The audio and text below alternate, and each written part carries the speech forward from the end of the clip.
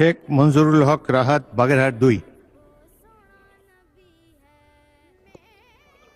মাননীয় স্পিকার, আপনাকে ধন্যবাদ।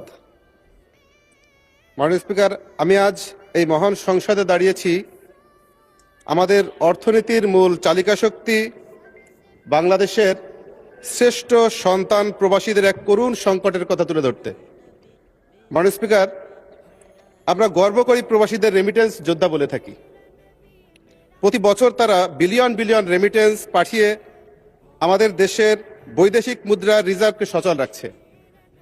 কিন্তু অত্যন্ত পরিতাপের বিষয় হলো বর্তমানে লক্ষ লক্ষ প্রবাসী এক ভয়াবহ পাসপোর্ট সংকটে ভুগছে।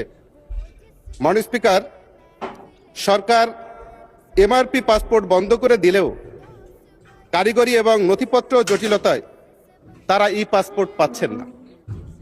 সমস্যাটি অত্যন্ত তুচ্ছ এবং ছোট মনে হলেও এর প্রভাব অত্যন্ত ভয়াবহ।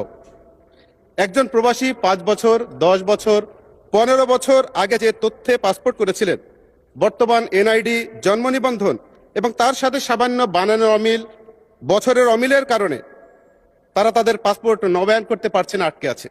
যে কারণে এই সামান্য করণিক ভুলের মাসুল দিতে গিয়ে প্রবাসীরা বিদেশের মাটিতে আজ পরিচয়হীন রোহিঙ্গাদের মতো অনেক সময় বসবাস করতে হচ্ছে।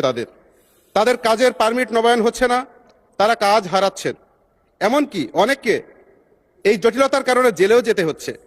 রাষ্ট্রের ডিজিটাল সিস্টেমের সমন্বয়হীনতার দায় কেন একজন রেমিটেন্স যোদ্ধা বহন করবে? মাননীয় স্পিকার, এই দাবিটি প্রবাসীদের প্রাণের দাবি। অনতি বিলম্বে একটি অন স্টপ সার্ভিস চালু করা হোক, যার মাধ্যমে রেমিটেন্স যোদ্ধারা তাদের এই সমস্যাটা সহজে সমাধান করতে পারে। ধন্যবাদ মাননীয় স্পিকার।